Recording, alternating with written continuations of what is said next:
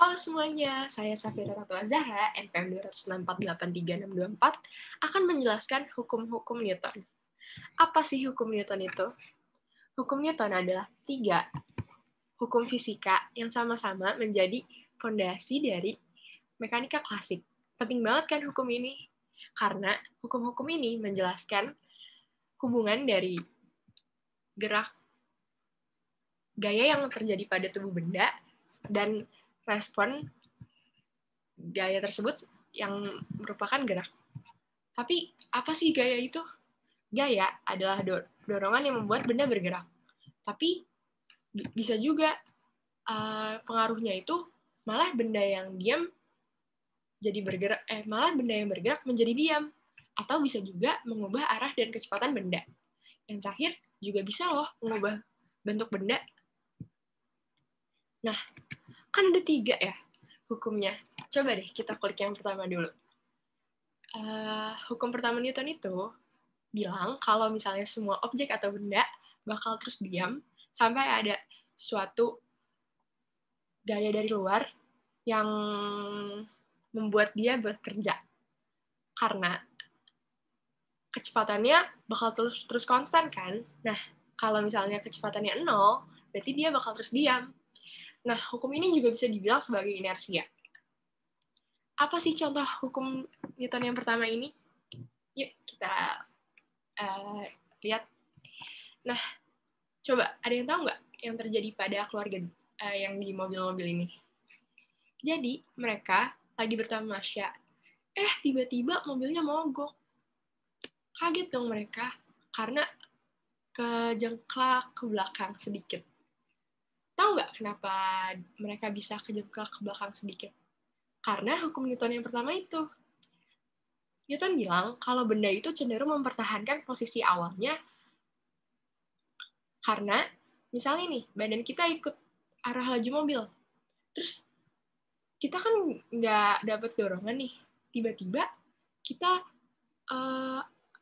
terhenti gitu aja. Padahal mobilnya terhenti gitu aja. Padahal kita masih melaju nih badannya.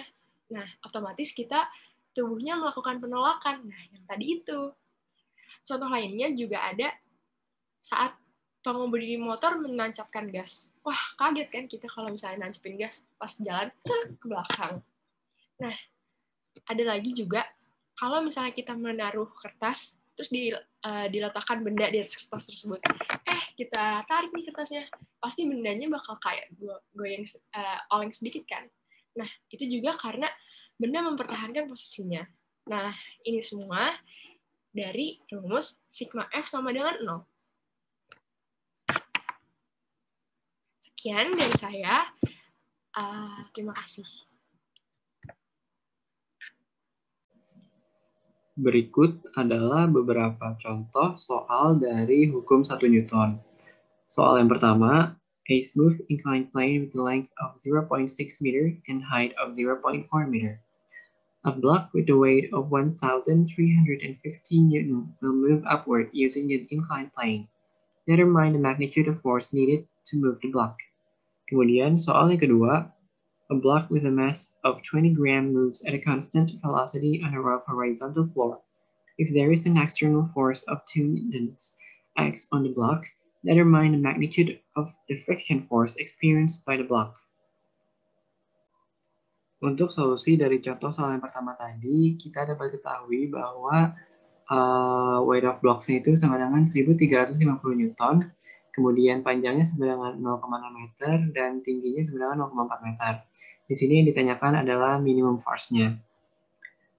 Jadi panjang itu sama dengan AC sama dengan 0,6 meter. Ini 0,6 meter. Kemudian tingginya sama dengan BC, ini 0,4 meter. Dari situ kita dapat temukan sin tetanya sama dengan BC per AC sama dengan 2/3. Nah, berdasarkan hukum Newton yang pertama, jika balok tersebut mulai bergerak ke atas dengan gaya ini F, maka gaya F ini sama dengan gaya Ux ini. Kita dapat masukkan sigma F sama dengan 0. Jadi F min Ux ini sama dengan 0. Jadi F ini sama dengan Ux.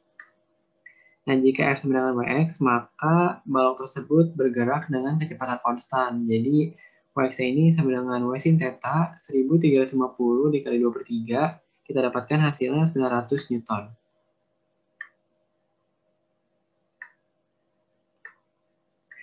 Untuk penyelesaian soal kedua, dapat kita ketahui mass-nya itu 20 gram, kemudian force-nya itu sama dengan 2 Newton. Yang ditanyakan itu adalah gaya gesek yang dialami oleh balok tersebut.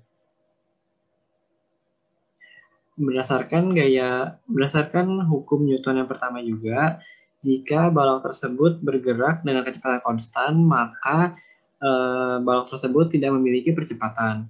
Nah, karena bergeraknya dengan kecepatan konstan, maka gaya gesek ini besarannya sama dengan gaya F ini. Nah, karena arah gayanya berlawanan, maka dapat kita masukkan sigma F sama dengan 0.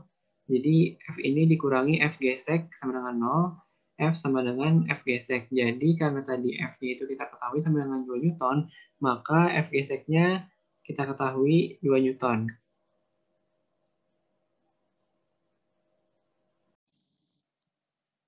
Hello everyone, my name is Garin Farah Samdani and my student number is 20065794434.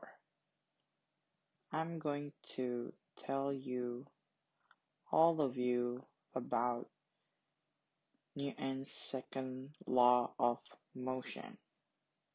So here we go.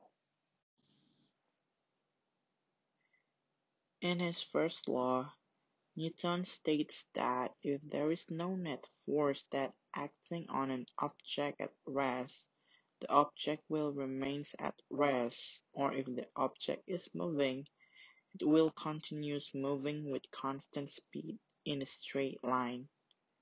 So, what will happen if a net force is exerted on an object? Newton perceived that the object velocity will change. A net motion, that force will reduce the object velocity. If the net force acts sideways on a moving object, the direction of the object's velocity changes. That change in the direction of the velocity is an acceleration.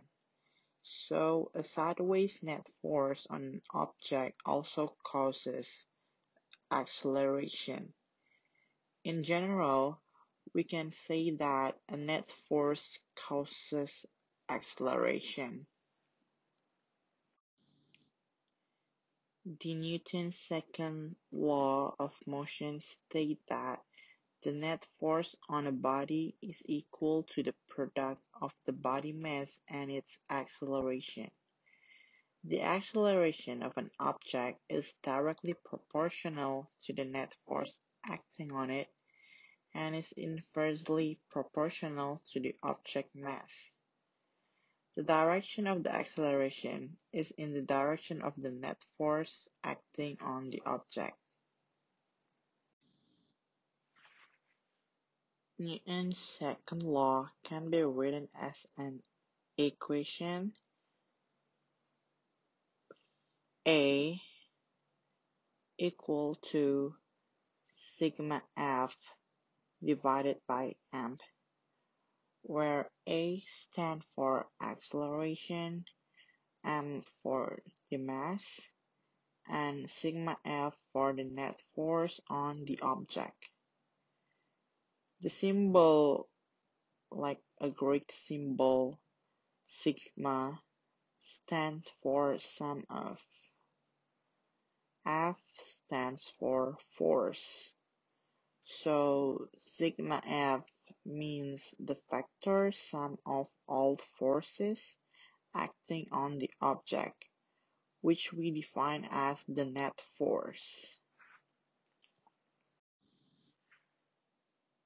We can rearrange this equation to obtain the familiar statement of Newton's second law. So it will be going to be sigma F equal to m times A. Newton's second law relates the description of motion to the cause of motion, force. It is one of the most fundamental relationships in physics. From Newton's second law, we can make a more precise definition of force as an action capable of accelerating an object. So, for an example of Newton's second law, there's an example of this question. Only two horizontal forces act on a 3 kilogram body that can move over a frictionless floor. One force is 9 Newton, acting due east, and the other is 8 Newton, acting 62 degrees north of west. What is the magnitude of the body's acceleration? And we can find that there's a solution.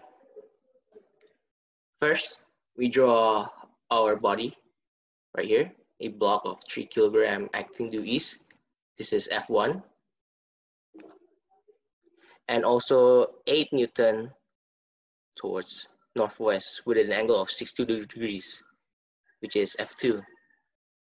And if we draw our free body diagram, y Cartesius and x Cartesius, and sigma Fx is 9 Newton minus 8 cos 62 degrees right here.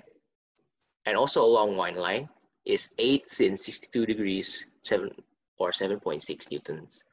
And this is the result of Fx, 5.24. So, in order to find F or Fnet, we need to use the Pythagorean theorem, which is Fx squared plus Fy squared, but with a root on it. And if we insert our numbers, we can get the result of 8.8 Newton. So using the formula of Newton's law, which is F equal mass and acceleration, we can get acceleration with the number of 2.93 meter per second squared. But that's not all.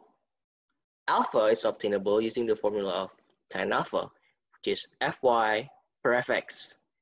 So arctan 7.06 per 5.24, we can get an angle of 53.4 degrees. So our answer is acceleration is 2.93 meters per second squared with an angle of 53.4 degrees toward north of east, which is right here, the presentation. Hello, my name is Candela and I'm going to tell about Newton's third law. Formally stated, Newton's third law is for every action, there is an equal and opposite reaction. The statement means that in every interaction, there is a pair of forces acting on the two interacting objects. The size of the forces on the first object equals the size of the force on the second object. The direction of the force on the first object is opposite to the direction of the force on the second object. Forces always come in pairs equal and opposite action-reaction force pairs, as you can see at the picture. The first example is a balloon. When you try to open up or pop out a balloon filled with air, the air inside the balloon is pushed out the back of the balloon as an action. The balloon itself is pushed forward as a reaction.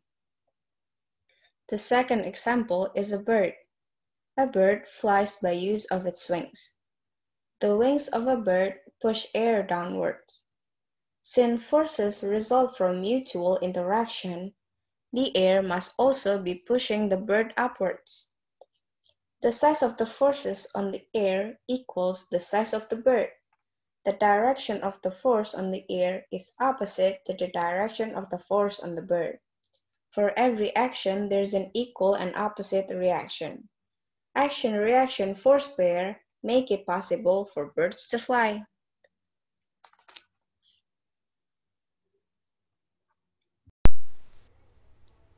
Perkenalkan, nama saya Miftahul Jana Arahmah. dengan NPM 2006-579-352. Di sini saya akan melanjutkan penjelasan dari Candela Canning tentang hukum 3 Newton dengan contoh soal. Contoh soalnya di sini ada 2, dijadikan dalam satu soal. Figure 566A shows a mobile hanging from a ceiling. It consists of 2 metal pieces, M1 3.5 kilograms and M2 4.5 kilograms that are strung together by cords of negligible mass. What is the tension in A, the bottom cord, and B, the top cord?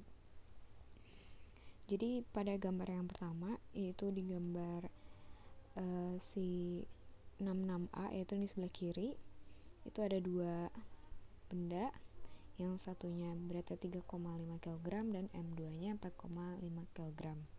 Kita coba selesaikan.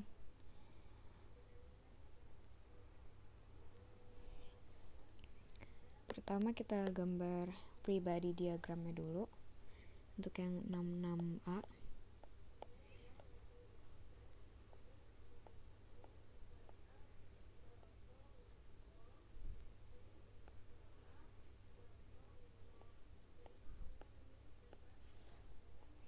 Yang ditanyakan itu the bottom chord, yang A-nya itu the bottom chord,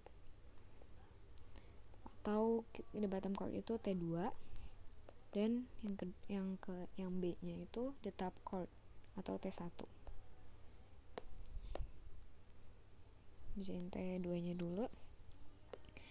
Kita identifikasi gayanya dulu. Di M1 ini ada tegangan tali T1.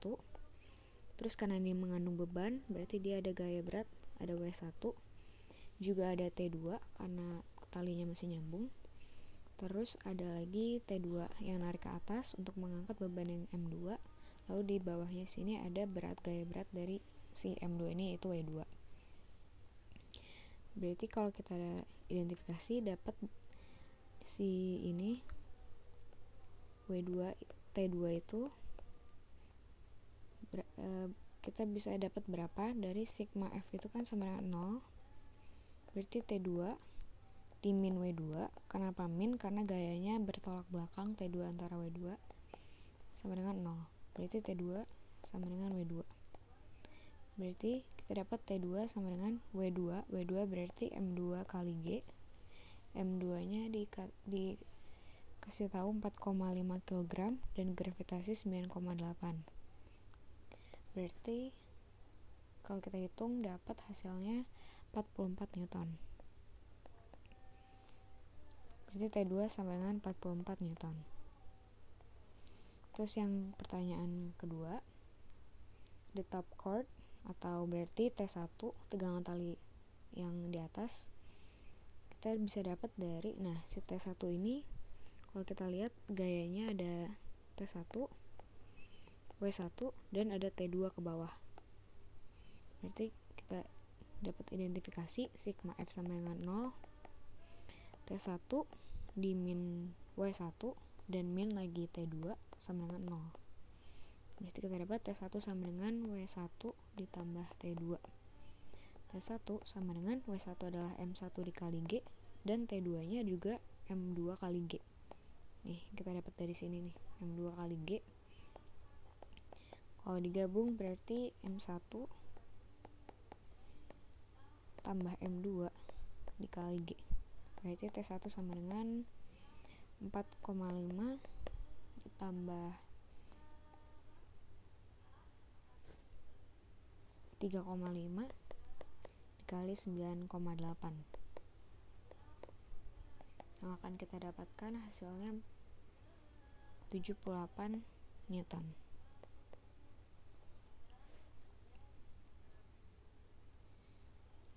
Oke, untuk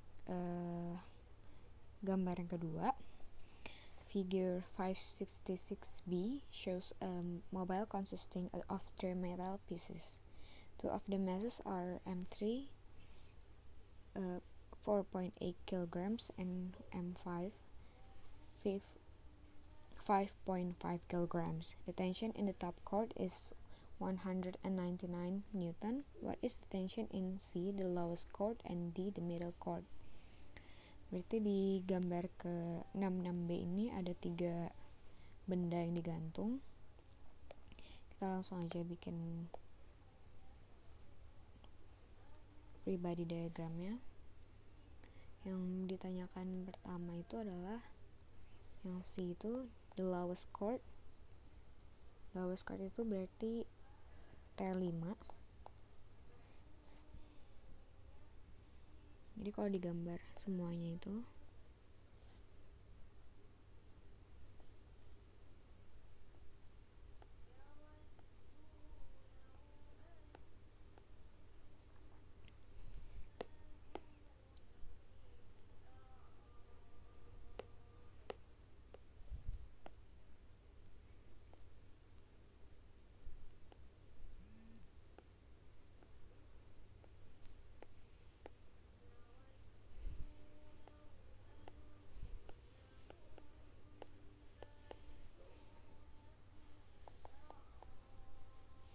pada soal kita dikasih tahu kalau M3 itu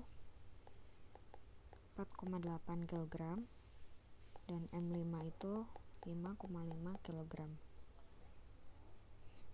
Terus si the tension in the top chord berarti T yang paling atas itu atau T3 itu dikasih tahu sebesar 199 Newton.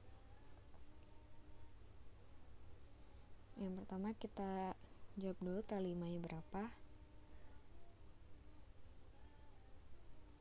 Karena T5 itu paling bawah, berarti gayanya cuma ini kan T5 W5.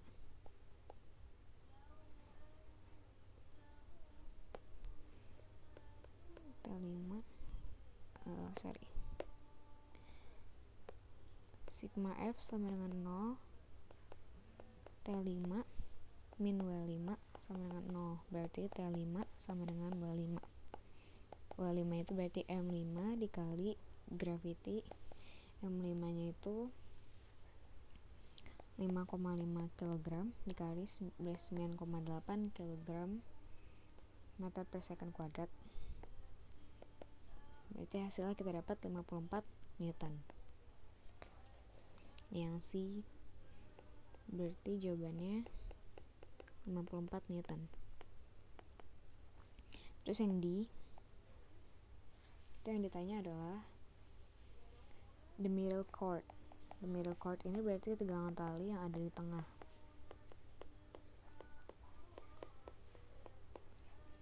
Kan kita identifikasi dulu. Ini T3 ke atas, dia ada M3 berarti ada W3. Terus karena di M4 berarti M4 juga ada yang ke atas T4 dan juga ada yang ke bawah. Terus ada W4 juga.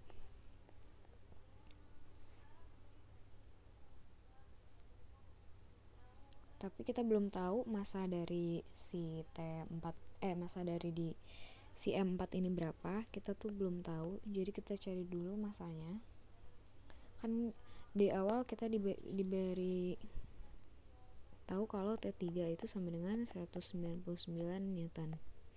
Kalau kita jabarin semuanya berarti T3 sigma F sama dengan 0, T3 min W3 di min W4 juga karena dia ada talinya.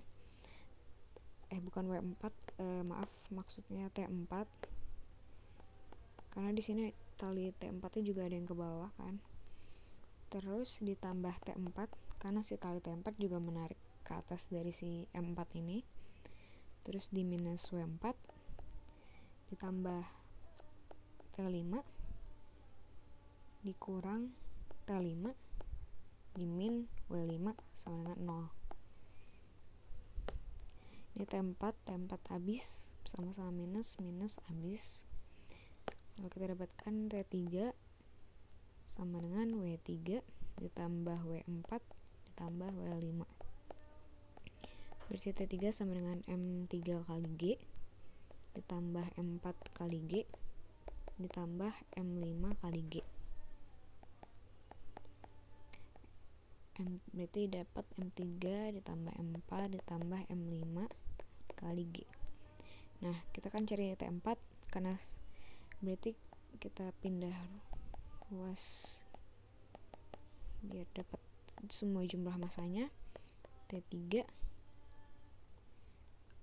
dibagi gravity berapa? 199 Newton dibagi 9,8 itu dapat 20,3 kilograms. Berarti M3 ditambah M4 ditambah M5 sama dengan 20,3. M3 nya tambah M5 itu tadi berarti 4,8 ditambah M4 ditambah 5,5 sama dengan 20,3. Dari sini kita dapat M4 nya itu adalah 10 kg. Terus tinggal kita masukkan lagi sigma F sama dengan, kan kita udah dapat nih si M4 nya itu 10 kg. Kita pakai sigma F sama dengan 0 di sini. Ini ada T4, berarti T4 di minus W4, lalu dia ada T5 juga di sini. T5 minus T5 sama dengan 0. Berarti T4 sama dengan W4 ditambah T5. T4 sama dengan M4 ditambah M5 dikali 9,8. 10 ditambah ini M4 tambah M5 itu berarti 10 kg ditambah 5,5 15,5 dikali 9,8. Kita dapat hasilnya T4 itu adalah 152 Newton.